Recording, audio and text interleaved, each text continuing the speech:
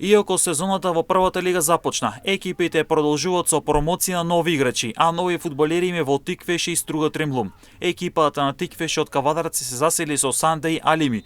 Станува збор за 25 годишен фудбалер од Нигерија кој игра по десната крилна позиција. Минатата сезона настапуваше за нигерискиот клуб Shooting Stars, а пролетниот дел го помина без клуб.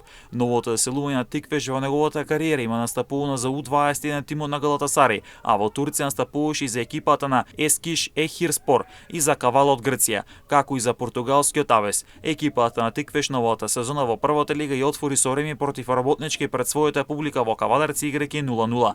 Поранешниот шампион Струга Тремлум представи две нови заселувања, се работи за Ѓорги Ивковиќ и за Алтин Али. Ивковиќ, кој веќе има искуство во македонскиот шампионат, настапувајќи за Бреера Струмица и беше најдобар стрелец за тимот од Струмица. Сега ќе тресе мрежи за струшкиот прволигаш. Србенот во првата македонска фудбалска лига има 31 надпревар, на 17 погодици, а имаше 3 асистенции. Со тоа повеќе од јасно дека Струга добива квалитетен напаѓач.